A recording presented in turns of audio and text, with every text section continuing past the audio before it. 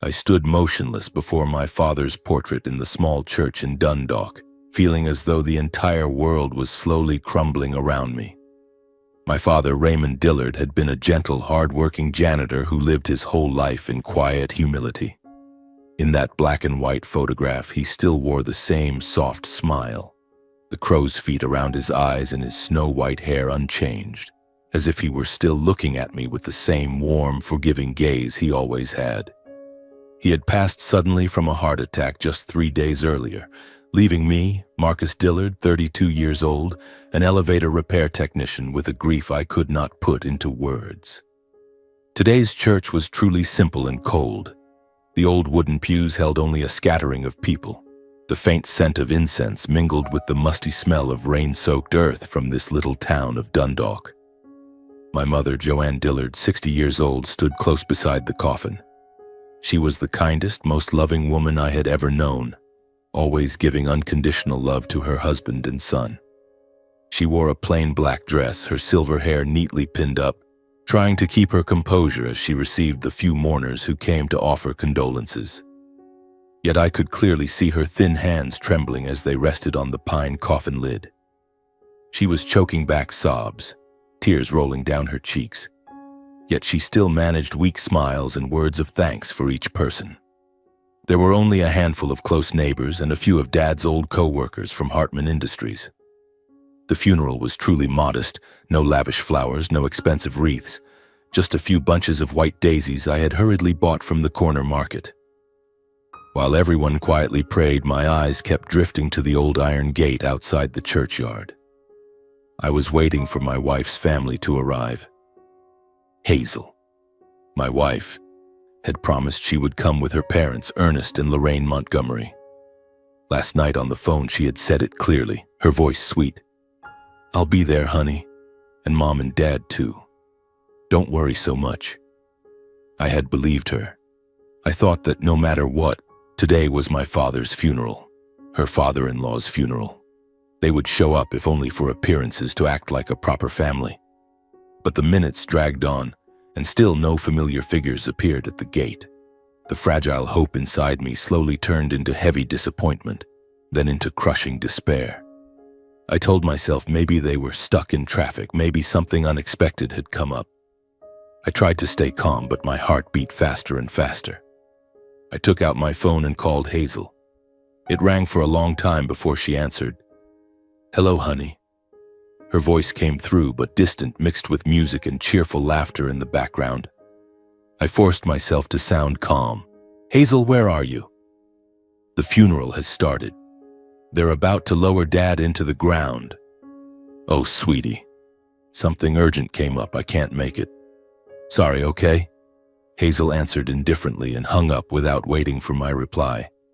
I stood frozen, phone still pressed to my ear, listening to the cold, endless dial tone.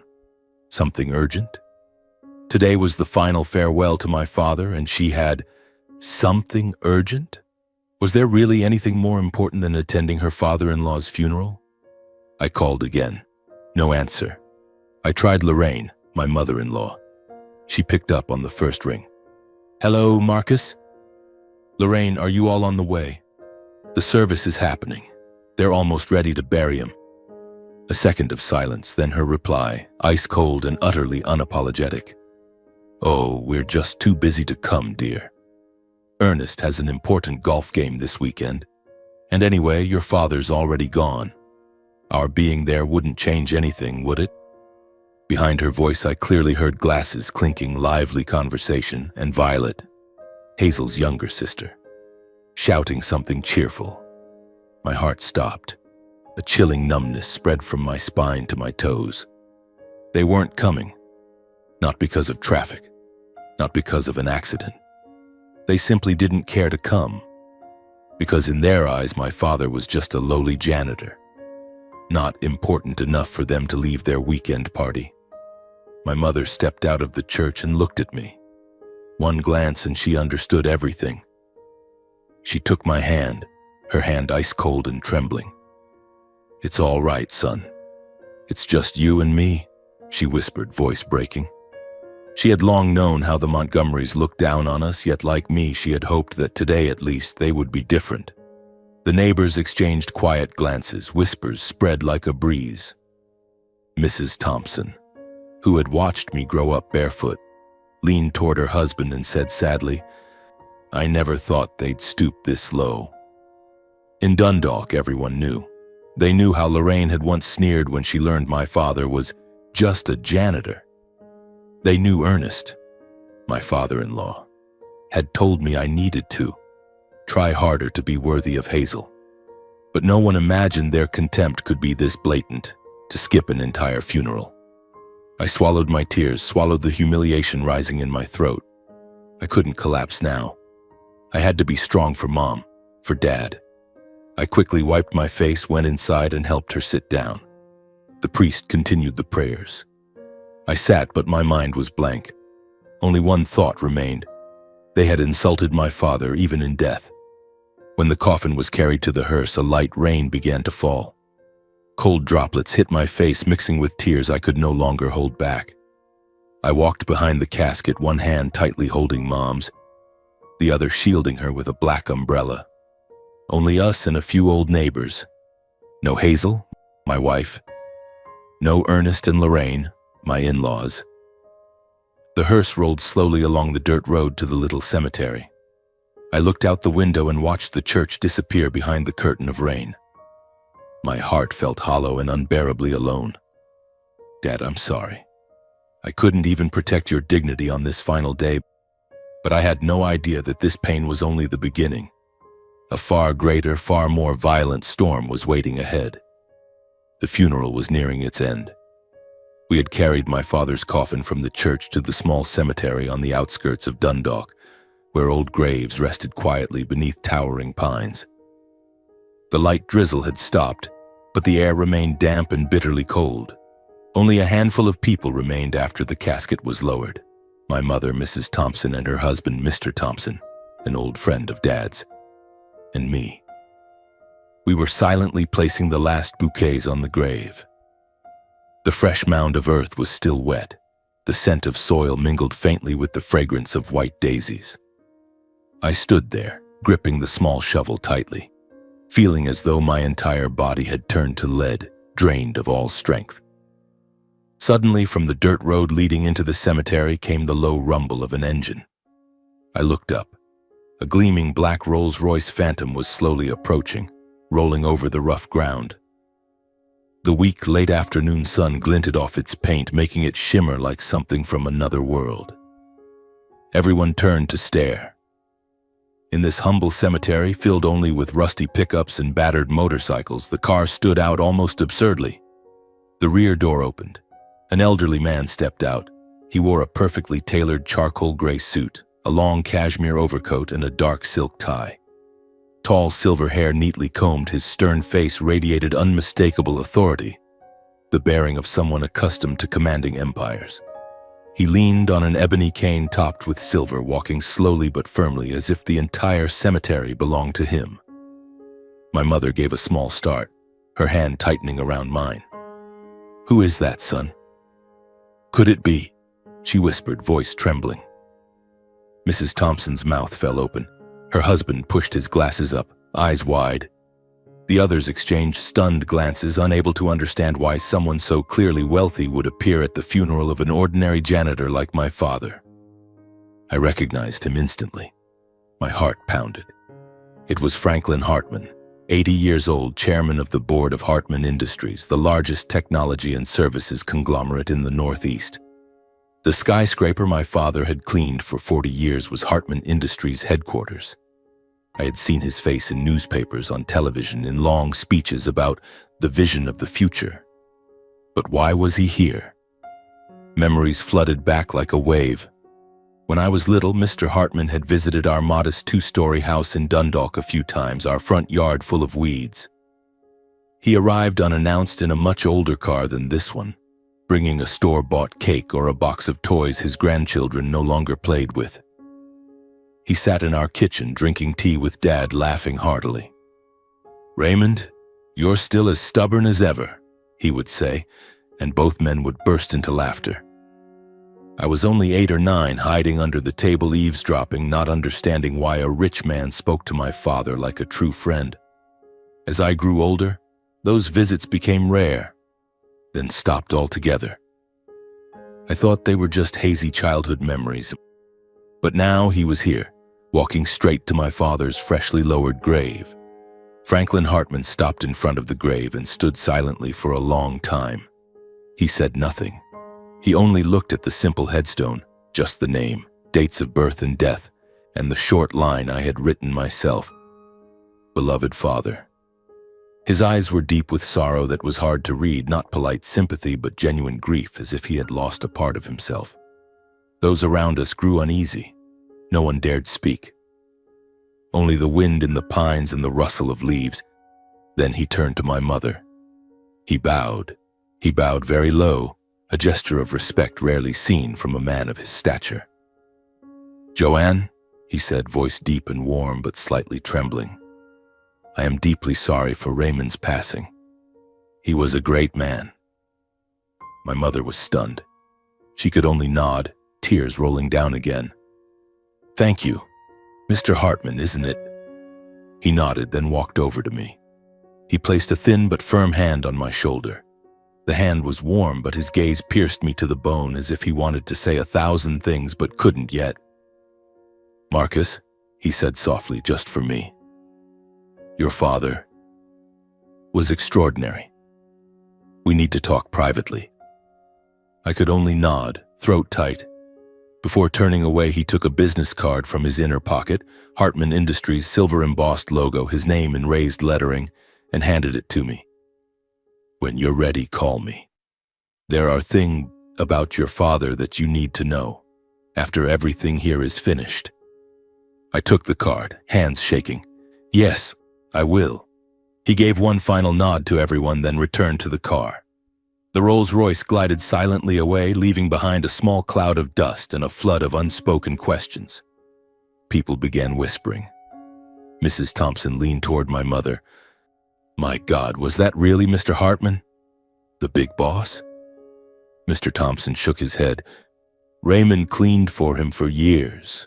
How could—" Everyone looked at one another, unable to comprehend how a legendary billionaire could personally attend a humble janitor's funeral, bow deeply, and shed tears. I stood alone by the grave as the others slowly left. Rain began to fall again, lightly. I looked at the card in my hand, heart heavy. "Dad, who was Mr. Hartman to you? Why did he cry? Why did he call you a great man?" A whirlwind of questions spun in my head, piling on top of the pain of being scorned by the Montgomery family.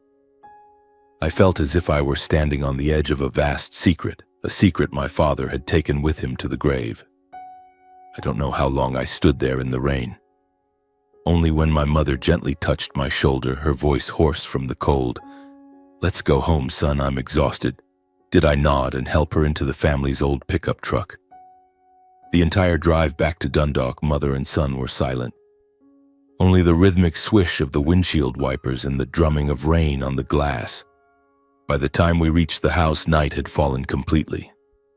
Our little 2-story home was exactly as we had left it that morning. Furniture draped in white cloths, a few funeral wreaths still fragrant with daisies, and Dad's portrait placed in the center of the living room. I helped Mom upstairs, made her a cup of hot tea. Then she quietly went to bed. She said nothing, but I knew she was hurting just as much as I was. I collapsed onto the sofa, my whole body drained. Hazel still wasn't home. The clock read 8 p.m., but to me it felt like midnight. I texted her, "Are you coming home today? I need you." No read receipt. I called. She had turned off her phone. The disappointment from earlier swelled into a choking lump in my throat. At that exact moment, the phone on the table lit up. Not a message from Hazel, but a live stream notification from Violet Montgomery, my sister-in-law. Without thinking, I tapped it. The screen showed the backyard of the Montgomery estate in Hunt Valley. Bright LED lights blazed, a long table covered in white linen, meat sizzling on a huge charcoal grill, EDM music thumping. Violet was holding the phone, spinning a 360-degree view, grinning ear to ear. "Hey everyone, the Montgomerys are having an epic family BBQ. If you're near Hunt Valley, come on over." I froze. In the center of the frame was Hazel, my wife, in a vivid red maxi dress, hair in loose waves, lips painted bright red, laughing radiantly with a cocktail in hand. She had her arm around Ernest, my father-in-law, who was puffing a Cuban cigar and roaring with laughter alongside his businessman friends. Lorraine, my mother-in-law, sat in a wicker chair in an elegant silk dress, telling a story that had the whole table in stitches. Violet zoomed in on Hazel's face. "My sister Hazel is the prettiest tonight, hands down." Hazel beamed, raising her glass. "Cheers. To families." Not one of them was wearing black. Not one looked sad. Not one mentioned my father. I dropped the phone, hands shaking violently. The urgent matter Hazel had mentioned was this barbecue. While I was lowering my father into the ground, they were laughing, taking selfies, drinking expensive wine. Rage exploded inside me like wildfire. I didn't think. I grabbed my keys, stormed out of the house, and sped toward Hunt Valley. The rain was now pouring, the road slick, but I didn't care. Only one thought burned in my mind. I had to confront them. 30 minutes later, I screeched to a halt in front of the Montgomery estate. Party lights spilled onto the street. Music echoed. I walked through the open gate, no need to ring. It was wide open for guests. The smell of grilled meat, wine, and expensive perfume hit me like a wave, making my stomach churn. I strode into the backyard. Everyone paused for a second when they saw me. Soaked, clothes streaked with cemetery mud. Then they quickly returned to their laughter, their drinks, their conversations, as if I were just a smudge of dirt on their shoes. I walked straight to Hazel. She was sitting beside Ernest, giggling at some joke. "Hazel." My voice came out rough. She turned, smile freezing on her face. "Marcus, what are you doing here?" "Why didn't you come to my father's funeral?" I asked directly, no beating around the bush. Hazel stared at me for a second, then let out a contemptuous laugh, a laugh I had never heard from her in 5 years of marriage. "Honey, I told you. I had something going on. Besides," she shrugged, "your dad's death is your family's business. I'm not obligated to share your family's grief." I reeled as if slapped. "Not obligated? You're my wife. He was your father-in-law." Ernest set his glass down with a sharp clink, looking at me with irritation. "Enough, Marcus. Don't make a scene. This is my family's party. Don't ruin the mood." Lorraine chimed in, voice sweet but cutting. "Your husband's right. Your father was just a janitor. He wasn't close to us. We were busy, we couldn't come. You're making a big deal out of nothing. Your dad simply wasn't important enough for us to cancel our weekend plans." Violet, sitting nearby, burst into giggles and aimed her phone at me, filming close up. "Oh my God, the drama. Everyone watch, my brother-in-law is losing it at our party." The relatives around the table, Montgomery aunts, uncles, cousins, quietly chewed their steaks, whispering and smirking openly. Not one defended me. Not one looked ashamed. Blood rushed to my head. My father was the most honorable man I ever knew. He worked his whole life, never hurt anyone, lived with kindness toward everyone. You have no right to insult him. Hazel shot to her feet, face flushed with wine and fury. Are you insane, Marcus? You dare come here and make a spectacle at my family's party? A janitor is a janitor. What's wrong with saying it? Who do you think you are, demanding we bow to you? Ernest slammed the table. That's enough. Get out of my house. Lorraine added, Don't make us call security. Violet kept filming, giggling. Everyone look, my brother-in-law is crying. It's hilarious. I stood there in their backyard, soaked mud up to my ankles, while an entire family laughed at my pain. I lost control. For the first time in my life, I shouted at my wife to defend my father's honor. I told them how honorable he was, how much he had sacrificed, and that they weren't fit to touch his shoes. Hazel went berserk. She lunged at me, shoving me and screaming, "Get out, you loser, you pathetic pauper. I married the wrong man." Ernest jerked his chin and 2 security guards immediately stepped forward. They grabbed my arms and dragged me away like a trespasser. I was thrown out of their party amid the Montgomerys' mocking laughter. As I crossed the threshold, the iron gates slammed shut behind me with a cold, resounding clang. I drove home through torrential rain, the windshield blurring no matter how fast the wipers moved. On the way, memories stabbed like knives. I remembered the first meeting of the 2 families before our wedding 5 years ago. The first time my parents visited the Montgomery home. Dad wore his only suit, an old one from his youth, sat straight-backed and smiled kindly. Ernest had asked one question. "What do you do for a living, sir?" Dad answered, "I'm a janitor at Hartman Industries." The atmosphere changed instantly. Lorraine smirked. Ernest looked at Dad as if he were invisible. The whole evening they whispered among themselves, openly disdainful, while Mom only nodded with an awkward smile. Dad just smiled quietly, squeezing my hand under the table and whispering, "It's all right, son, as long as you're happy." Only now did I understand. Dad had endured it all for the fragile happiness I thought I had. When I got home, I sat in the car, unwilling to go inside. I clutched the steering wheel and cried like a child. I cried for Dad. I cried for 5 years of a sham marriage. I cried for myself, the fool who had been blind to their contempt from the very first day. I had no idea that those tears were only the beginning of a much larger storm about to break. I woke the next morning with swollen eyes and a head that felt like lead. Mom was still asleep. She was exhausted from yesterday. I made coffee and sat at the kitchen table, turning Mr. Franklin Hartman's business card over and over in my hand. The raised silver lettering glinted under the cheap neon light.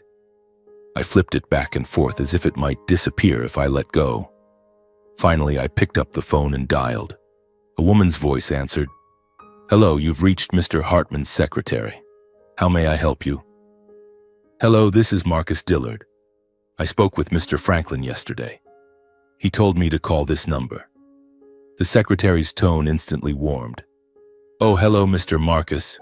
Mr. Franklin has been expecting your call. Can you come to headquarters for a meeting with him at 10 a.m. today?" I agreed and promised to be on time. At 9:45, I was standing in front of Hartman Industries headquarters in downtown Baltimore. A sleek black glass tower more than 50 stories tall with a vast marble lobby. When I walked in, faded jeans, old jacket, shoes still caked with cemetery mud. The security guards looked me up and down, then bowed politely and escorted me straight to the top floor. The elevator doors opened and Franklin Hartman was already waiting in the hallway. No secretary, no assistants, just him. 80 years old, but still straight-backed, eyes sharp. "Marcus, thank you for coming." He shook my hand, his grip warm and firm. "Come in. We'll talk privately." His office was so large I felt tiny inside it. One wall was floor-to-ceiling glass overlooking all of Baltimore. The other was lined with bookshelves and old photographs. He motioned to a leather sofa, poured 2 glasses of water himself, and sat across from me. I spoke first, voice still hoarse. "Sir, yesterday you said there were things about my father I needed to know.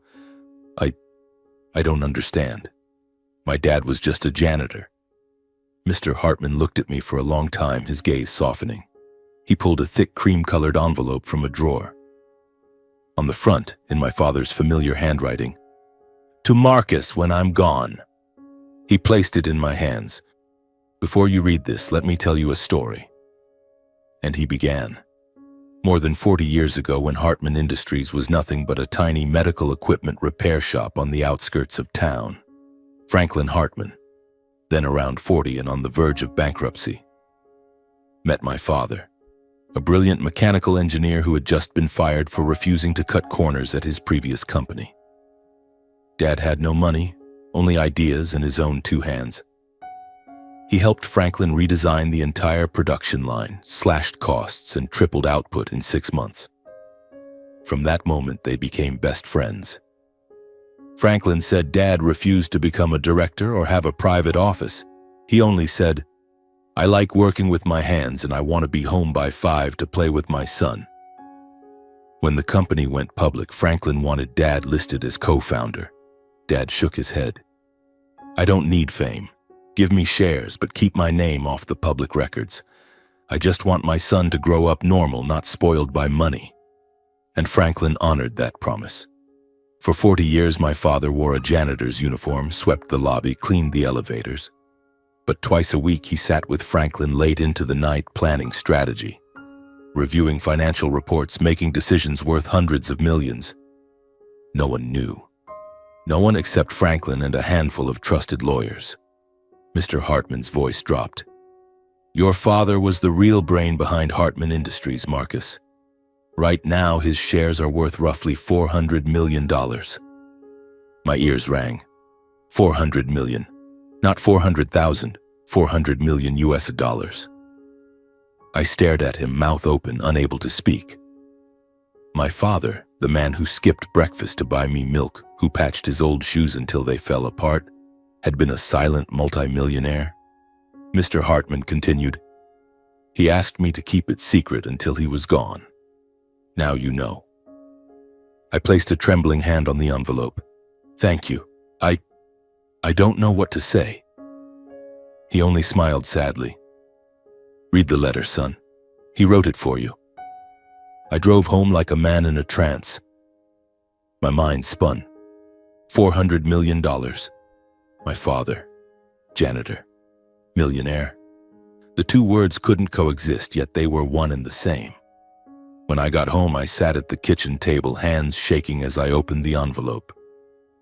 Dad's familiar slanted handwriting appeared on the very first line. "Marcus, my beloved son, if you are reading this, it means I am no longer with you and your mother. I'm sorry I kept this secret until I was gone. The thing I feared most was not that you would be poor, but that money would make you lose yourself. I have always been proud of you, Marcus. From the day you first rolled over as a baby to the day you put on your technician's uniform, I never doubted you for a second. You are the greatest joy of my life. I know the Montgomery family looks down on us. I know they laugh behind our backs, call me the janitor. I'm not angry. I only feel sorry that you have to live among such people. But I believe that one day you will understand. A person's worth is not in money or status, but in how they treat others. All the shares I leave to you and your mother. You have full authority to decide what to do with them.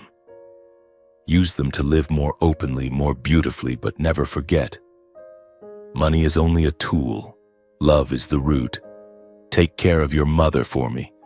Finish the road I could not complete. And remember, I will always love you. Dad." I finished reading and tears fell onto the paper, blurring the last lines. Memories of Dad flooded back like an old film reel. I remembered the afternoons he pedaled me to Inner Harbor Park on his bike, buying me a 5-cent ice pop even when he had only a few coins left in his pocket. The nights he sat fixing my old bicycle, patiently teaching me, "Whatever you do, Marcus, do it properly, never half-heartedly." The simple dinners of mashed potatoes and sausage when he always gave me the best piece, smiling gently. My boy is growing. He needs to eat well. Dad had hidden an entire empire just so I could grow up ordinary. He had silently endured the Montgomery scorn so money wouldn't ruin me. He had lived so humbly that the world never knew who he really was. Yet he was the greatest man I had ever known. I folded the letter, pressed it to my chest, and sobbed. Not because of the money, but because at last I understood who my father truly was. In that moment, every value, every belief, every dream of mine changed forever. I was no longer Marcus Dillard, the poor elevator technician from Dundalk. I was the son of Raymond Dillard, the quiet man who had built an empire with intellect and kindness. The days that followed passed in heavy silence. Hazel still lived in the house, but she was like a ghost. She left early in the morning before I woke up and came home very late, sometimes sleeping in the study with the excuse of deadlines. We didn't speak a single word to each other. She looked at me as if I were invisible, and I no longer bothered to look back. I was no longer angry. Only a cold emptiness remained. I spent all my time with Mom, with my elevator repair work, and quietly waiting for the tribute ceremony for my father, Raymond Dillard, that Mr. Franklin had promised when I left his office after our meeting. I kept everything secret. I didn't tell Mom because she was still fragile. I told no one in Dundalk, and above all, I said nothing to the Montgomery family. I wanted them to hear the news from the media, from television, from people's mouths, the same way they had once mocked my father. The ceremony took place on a radiant Wednesday morning in the grand auditorium of Hartman Industries in Baltimore. The hall seated over 1,000, and it was packed. Press, television crews, major and minor shareholders, international partners, everyone was there. Mom and I sat in the front row reserved for family. I wore a brand new black suit that Mr. Hartman had someone deliver to our house. Mom sat beside me. She still didn't know the full truth and thought this was just a tribute to a longtime employee. The stage lights dimmed. The giant LED screen lit up. Images of my father appeared. Not the stooped old janitor scrubbing floors, but Raymond Dillard 50 years ago. Young, eyes bright, holding blueprints, standing beside a young Franklin Hartman in the tiny old repair shop. Then more photos. Dad sitting at board meetings, signing major contracts, smiling broadly the day the company went public. Finally, the most recent picture. Dad in his janitor's uniform, smiling gently in front of the Hartman building. The entire hall fell silent. Mr. Franklin Hartman walked onto the stage. His voice, deep and warm, rang through the microphone. Today, Hartman Industries is not only honoring our veteran employees. We are honoring a co-founder, a brilliant mind, my friend, Mr. Raymond Dillard. For 45 years, he chose to live in anonymity, chose a mop and bucket over the chairman's office simply to protect his family from the glare of empty fame. He is the reason Hartman Industries exists today. He told the story of their first meeting, the sleepless nights planning strategy. The times Dad refused fame just to be home by 5 to play with my son. When he reached the final line, Raymond Dillard was our largest founding shareholder, and his will has passed everything to his son, Marcus Dillard. The entire hall rose in thunderous applause. I stood and bowed. Cameras zoomed in on my face. I spoke briefly. My father taught me that a person's worth is not in money. Thank you, Dad. The news exploded that same afternoon. Secret janitor owned $400 million in Hartman Industries shares. The quiet sweeper who was actually a founding millionaire. From tiny repair shop to billion-dollar empire, thanks to one janitor. Local Maryland channels, then CNN and CNBC, all ran the story. Social media was flooded with photos of my father. People called him America's most humble millionaire. In Dundalk, old neighbors called Mom so much the phone lines jammed, and the Montgomery family went completely silent. When I returned home after the ceremony, I opened the door and found the entire Montgomery family already sitting in my living room. Hazel sat in the middle of the sofa, dressed in neat office attire, makeup perfect but eyes slightly red. Ernest and Lorraine sat on either side, looking serious yet visibly uncomfortable. Violet huddled in the corner, head down, not daring to meet my eyes. Hazel stood first, voice trembling. "Marcus, you're back. We need to talk." I closed the door, took off my coat, and calmly sat across from them. I said nothing, just looked at them. Ernest cleared his throat first. "Marcus, we saw the news. We truly never imagined Mr. Raymond was..." Lorraine cut in, eyes glistening theatrically. "Dear, we're sorry. We were wrong to treat you that way at the party. We're family, after all." Hazel stepped forward and actually knelt in front of me, grasping my hands. "Honey, I was wrong. I shouldn't have skipped your father's funeral. Please forgive me. I want to make it right. Can we start over?" I gently pulled my hands away, still unnaturally calm. "I've changed now. I'm no longer the husband who just took everything lying down. Ernest forced an awkward smile and quickly changed the subject. Oh, by the way, Marcus, our company has a new project. Very promising, needs capital to expand. With your shares now, if we partner up, it would be fantastic. You'd only need to invest a little. We guarantee double the return. Lorraine added sweetly, exactly. We're family now, we help each other. And Violet wants to apologize too, don't you, dear? Violet mumbled, face flushed. Yes. Sorry, brother-in-law. Hazel looked at me, eyes pleading. Honey, I'll change. I'll take care of your mom, take care of you. We'll buy a new house, have a happy, comfortable life. I stood, walked to the door, and opened it wide. I need time to sort things out, I said evenly. Right now, I'm not ready to talk more.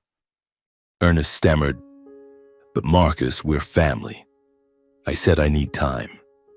I looked him straight in the eye. Please leave. I need to rest. They stood awkwardly. Lorraine tried to hug me. I stepped aside. Violet shuffled past with her head down. Hazel kept trying to persuade me, but I didn't want to hear it. I walked into the bedroom, closed the door, and left her out there with her regrets for the contempt she had shown my father. The days that followed, Hazel suddenly changed. She woke early to make breakfast. Heart-shaped fried eggs, homemade strawberry jam, coffee brewed in the Vietnamese fin exactly the way I liked it when we were newly in love. She set the plate in front of me with a sweetness I had never heard before. Eat it while it's hot, honey. I spent an hour on this. I only nodded, ate a few bites, then stood up to leave for work. No thank you, no smile. I could clearly see the anxiety in her eyes outweighing any affection. In the evenings, she wore thin nightgowns, pressed herself against me on the sofa, stroking my arm. Are you tired, love? Let me massage your shoulders? I gently removed her hand and said softly, I'm fine. Go to sleep. She bit her lip, eyes glistening, but dared say no more. I knew she was afraid of losing the glittering future that had just appeared before her. 3 days later, the phone rang. It was Ernest. His voice dripped with false warmth. Marcus, this weekend we're having a small family dinner, just us. Come over. Let's mend things, all right, son? I was silent for a few seconds, then answered, I'll be there. I clearly heard him exhale in relief on the other end. Sunday, I drove to Hunt Valley. The Montgomery mansion was lit up. The outdoor dining table was elaborately decorated. White silk tablecloth, imported roses, scented candles, a live jazz trio playing softly. Ernest wore a navy suit, Lorraine a flowing silk gown, Violet a princess dress, and Hazel. Hazel wore a tight red dress with a plunging neckline, hair in loose waves, lips bright red, breathtakingly beautiful. They greeted me like royalty. Ernest hugged me tightly. My son-in-law is here. Come in, come in. Lorraine air-kissed both my cheeks. Oh, Marcus, you look so different now, so handsome. Violet mumbled, Hi, brother-in-law. Dinner began. They kept raising glasses with honeyed toasts. To Marcus, the most successful man in our family. Ernest laughed loudly. To our grandson, now the pride of the whole family. Lorraine piled Wagyu beef onto my plate. Hazel poured wine, deliberately brushing my hand, eyes sparkling. Drink, honey. I chose this bottle specially for you. I ate slowly, watching. I saw everything. The greedy glint in their eyes whenever they mentioned the future. Violet's forced smile as she remembered her live stream. Hazel's hand trembling slightly as she served me. When dessert arrived, tiramisu dusted with gold leaf, Ernest cleared his throat and changed the subject. Marcus, the company is having a little cash flow issue. With the capital you have now, if you invested just a small part, we'd get through the crisis instantly. You'll help family, won't you? Lorraine smiled charmingly. Exactly, dear. Now that you're rich, you have to help your relatives. And Violet wants to study in England. Fees are a bit high. Hazel chimed in, voice syrupy. I just want to help you manage the assets. You're so busy. Let me handle it. I studied communications. I know how to build image too. We'll be Marilyn's ultimate power couple. I set down my spoon, wiped my mouth, and pulled a thick stack of papers from my inner pocket, divorce papers already signed, and placed them gently on the table. The room fell dead silent. Only the jazz kept playing. I spoke, voice perfectly calm. "We're getting divorced, Hazel. Sign it." Hazel's face went white. Her hand shook as she took the papers. What did you say?" "Divorce. You heard me." She shot to her feet, voice trembling. "Are you insane? Now that you're rich, you're kicking me out? What did I ever do wrong? I stayed with you through all those poor years, and the moment you have money, you dump me, you bastard." Ernest slammed the table. "You insolent little—" "I humbled myself to accept your dirt-poor family so you could marry my daughter. Now you have a bit of money and turn on us? Ungrateful brat." Lorraine pointed at my face. "You think money lets you do whatever you want? Dream on. I'll sue you in court. You'll lose everything." I stood, looked each of them in the eye, voice still even. "If any of you had cared about me even a little, you would have been at my father's funeral. But you chose barbecue and wine. You laughed while I was in the deepest pain. Now that I have money, you remember I'm family? Sorry, too late." No one could speak. Hazel collapsed back into her chair, sobbing, not for me, but for the fortune slipping from her grasp. Ernest's face turned purple. Lorraine clutched her chest, gasping. Violet stared at the floor, tears falling onto her dress. I turned and walked out. No one dared stop me. At the car, I rolled down the window and breathed in the night air of Hunt Valley. For the first time in days, my heart felt strangely light, peaceful in a way I had never known. I drove back to Dundalk with the radio playing an old song Dad loved. I smiled at my reflection in the rearview mirror. "Dad, I did the right thing, didn't I?" And I knew the real downfall of the Montgomery family had only just begun. 3 months later, the divorce was finalized. Hazel signed without even reading carefully, just slashing her pen across the page as if she wanted to tear the paper apart. I asked for nothing. She kept the house in Dundalk. I took only my clothes and a few personal items. I moved with Mom to a new apartment in Inner Harbor, Baltimore. High-rise, bay view, sunlight pouring into the kitchen every morning. Mom loved it because of the small balcony where she could grow flowers, and she said, "It feels closer to your father here. You can see the whole sky." Mr. Franklin Hartman called me to start work the week after the divorce. Not because of the shares, he made that clear, but because you have your father's qualities, perseverance, and vision. I began as a mid-level project manager in the smart elevator and automated building systems division, exactly my expertise. The salary was 5 times my old one, but I didn't spend lavishly. I still drove the old pickup, still wore simple shirts. The only difference was that now I made decisions on projects worth hundreds of millions. I worked like a man possessed. At the office by 6 a.m., home at 8 p.m., weekends on the laptop. Not for money. I wanted to prove I was worthy on my own merits, not because of Dad. 6 months later, I was promoted to department director. A year later, I joined the board of directors. Not because of my shares, but because the wireless elevator project I led won the largest contract in company history. Life slowly became stable, even happy. Mom grew stronger with regular exercise, tending her flowers every day, cooking Dad's favorite dishes, sitting on the balcony at night watching the city lights and telling old stories. I bought her a big TV. She laughed and said, "All I need is for you to come home and eat with me." And every morning when I woke and saw the sunrise over Chesapeake Bay, I whispered, "I'm trying every day, Dad." While I rose, the Montgomerys fell. Ernest's kitchen equipment company, already struggling, collapsed when clients canceled contracts en masse over faulty machines and terrible service.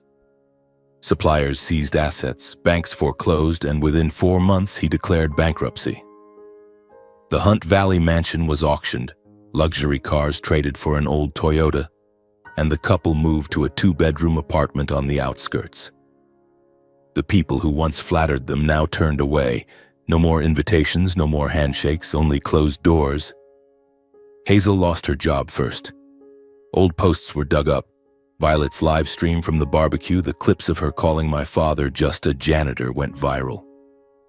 Her PR firm fired her instantly for brand damage. She jumped jobs a few times, but no one would hire her. Her reputation was shattered. Then one rainy afternoon, the doorbell rang. I opened it and there stood Hazel. She had grown painfully thin, dark circles under her eyes, hair messy, wearing a faded old coat. No makeup, no designer bag, only red-rimmed eyes and a hoarse voice. "Marcus, can I come in?" I was silent for a moment, then opened the door. She stepped inside, looked around the simple but warm apartment, then collapsed onto the sofa and buried her face in her hands, sobbing. "I have nothing left, Marcus. Mom and Dad lost everything. I lost my job, my friends, everything. It's my fault. I was wrong. I've known it for a long time but didn't dare admit it. You're all I have left. Can you forgive me? I swear I'll change." I poured her a glass of water, set it on the table, and sat across from her. "Hazel, I'm not angry with you anymore, but I don't love you anymore either. We're finished." She looked up, eyes desperate. "Can't you give me one more chance? I'll start over. I'll take care of your mom. No." I cut her off, calm but firm. "You had your chance. The day of my father's funeral was your last chance. You chose a barbecue. It's too late now." My words were the final blow. Hazel shot to her feet, eyes wild, face crimson. She shook violently, voice shrill and broken. "You bastard! Who do you think you are? You get rich and look down on me. I stayed with you through all those broke years, and now you dump me the minute you have money. I curse you." She lunged, smashing a vase, knocking picture frames to the floor, spilling water everywhere. I stood still, not stopping her, just stepping back. She screamed like a mad woman, tears and snot mixing, hair wild, completely out of control. Then suddenly she stopped, panting, looked at the wreckage and collapsed again, sobbing into her hands. Without another word, she ran out, heels echoing down the hallway. I stood in the middle of the mess. My heart didn't hurt. Only a cold unease remained. I realized Hazel was no longer the wife I had once loved. She had broken inside, and that brokenness was more dangerous than I had thought. I cleaned up the shards, wiped the floor, then sat on the sofa and looked out the window. Rain was still falling steadily outside. I understood that the story between me and the Montgomery family was not truly over yet. The days that followed, I lived in a state of constant alertness and unease after Hazel's last visit. By day, I still went to work, attended meetings, laughed with colleagues. But the moment I stepped out of the Hartman building, I kept looking over my shoulder. The feeling of being watched clung to me like a dark shadow. I noticed a figure standing in the rain without an umbrella, saw camera flashes from the bushes across from my apartment. No proof, just instinct. But that instinct was enough to chill my blood. Nights were even worse. My phone rang nonstop from unknown numbers. Every time I answered, there was only heavy, rasping breathing or a long silence that made my heart stop. Once I heard a woman sobbing hysterically, then manic laughter. I changed my number, but 2 days later the calls started again. I turned the phone off, yet sleep still wouldn't come. The image of Hazel that day, eyes bloodshot, hair wild, screaming, appeared every time I closed my eyes. I started taking sleeping pills, but they only left me more exhausted. One gray Friday afternoon in Baltimore, I left work late. I was driving south on I-83, a quiet stretch since most people had gone home early. I played soft music, trying to relax, but my head still buzzed. Suddenly, in the rearview mirror, I saw a pair of blinding headlights charging toward me at insane speed. The car, I recognized it instantly, Hazel's old Audi, swerved into the right lane, then cut sharply straight at my front bumper. My heart stopped. I slammed the brakes and jerked the wheel right to avoid a head-on collision. Tires screeched on the wet road. The Audi grazed my hood by inches and shot past, but I had turned too hard on the slick surface. I lost control completely. My truck smashed into the concrete median. The crash was deafening, metal crumpling, windshield shattering, airbag punching me in the face. The truck spun half a turn, flipped onto its side, and came to rest. The last things I heard were my own scream and Hazel's, from her car, before everything went black. When I opened my eyes, the smell of antiseptic hit me. I was in a hospital bed, IV in my arm, head wrapped in thick bandages, every inch of my body aching, but miraculously alive. Mom sat beside me, eyes red, clutching my hand. "You're awake. I thought I'd lost you." She broke into sobs. "Just a mild concussion, a few cracked ribs and countless cuts. The doctor said I was lucky. Old truck but solid, and the airbag saved my life." I didn't dare ask about Hazel right away. 2 officers came the next morning, one older, one younger, voices grave. "Mr. Marcus Dillard, we have preliminary findings on the accident. The driver of the Audi was Ms. Hazel Montgomery, your ex-wife. Traffic cameras and your dash cam recorded everything clearly. She deliberately rammed your vehicle at over 100 miles per hour. Fortunately, you swerved in time. Her car only clipped yours and came to a stop on the shoulder without flipping. She sustained minor injuries, but when police arrived, she was in an extreme psychotic state, screaming and repeatedly banging her head against the steering wheel." I sat silent, throat dry. "Ms. Montgomery has been transferred to Johns Hopkins Psychiatric Ward. Doctors diagnosed severe mental disorder with signs of delusion and self-harm, suicidal ideation. Medical records show a prior history of untreated depression. The case will be closed as she is no longer competent to stand trial." They took a brief statement and left. I lay staring at the white ceiling. No tears, no anger, only a cold emptiness. A few weeks later, after I was discharged and back to normal work, the apartment doorbell rang. I opened it and barely recognized the 2 people standing there. Ernest and Lorraine Montgomery. They looked 10 years older than the last time I saw them. Ernest's hair was completely white, his back stooped, wearing a threadbare coat. Lorraine had no makeup, dark circles under her eyes, clutching a cheap purse. They stood trembling in the cold hallway. Ernest dropped to his knees first, then Lorraine knelt too. Both wept. "Marcus, we're sorry." His voice broke. "We were wrong from the very beginning. We were arrogant, selfish, looked down on your father, looked down on you. We spoiled Hazel until she became this. Now she's in a psychiatric hospital. Doctors say she may never recover, then it's all our fault." Lorraine clutched my legs, sobbing. "Please forgive us, grandson. We have no face left. Just forgive us so we can close our eyes in peace." I stood silent for a long time. My father's words from his letter echoed in my mind. "Son, let kindness and success answer for hatred." I bent down and helped them both to their feet. "I forgive you. I don't want to carry hatred anymore. I only hope Hazel recovers soon and that you both live well for whatever time you have left." They cried harder, hugged me tightly, then quietly left.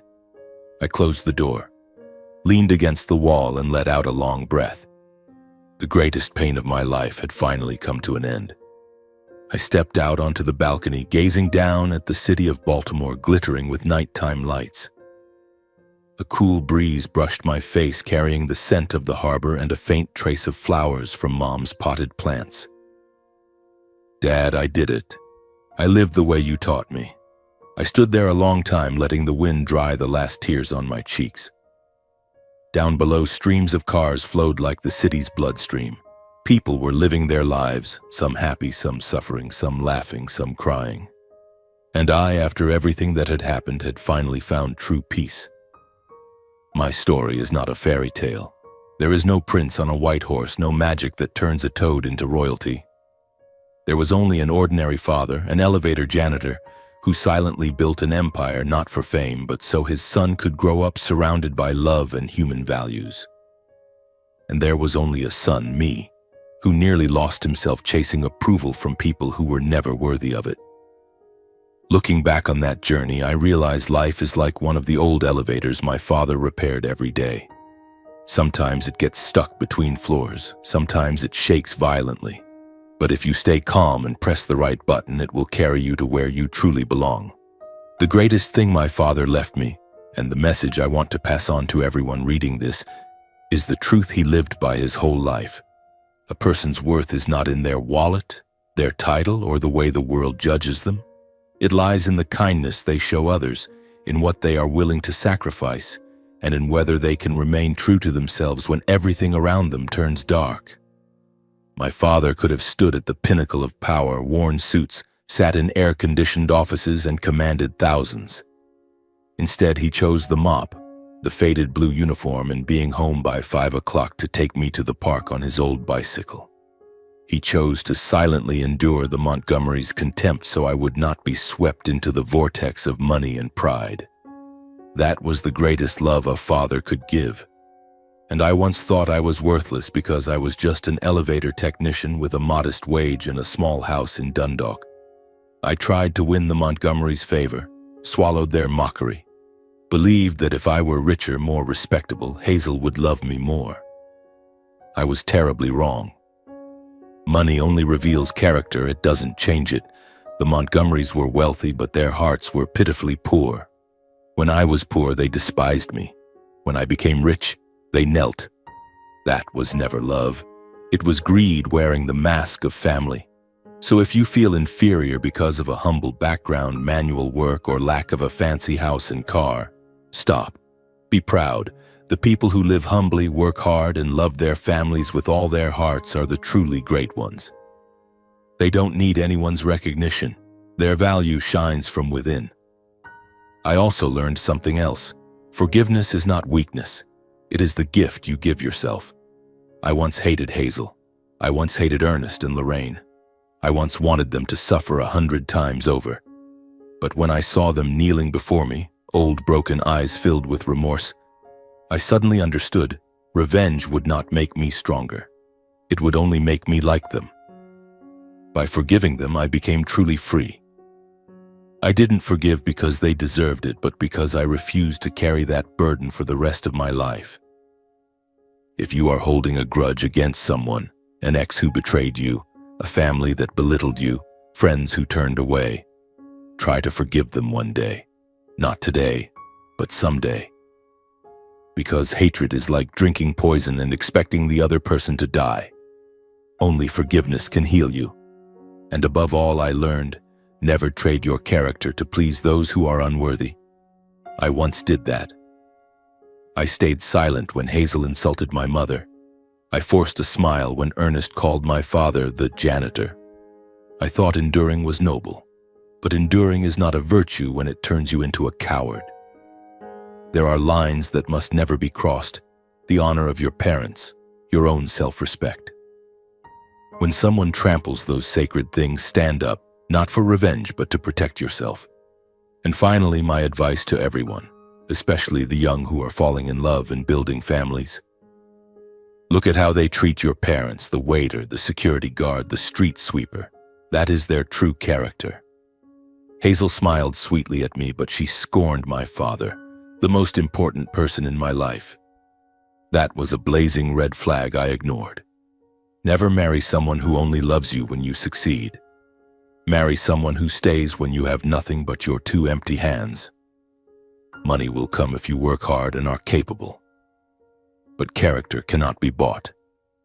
Always choose character over money, always. And if one day you realize you are living with someone who looks down on where you came from, have the courage to leave. Being alone is better than being lonely inside your own home. Now I live in real peace. Every morning I make coffee for Mom and take her for a walk in the park. Lunch with colleagues, afternoon meetings, evenings reading or video calling Mr. Franklin, who has become like an uncle to me. At the end of each month I return to Dundalk, place white daisies on Dad's grave and tell him everything. I am not rich to show off. I am rich to do good. I created a scholarship fund in Dad's name for workers' children, quietly help struggling families in Dundalk, and live humbly as he taught me.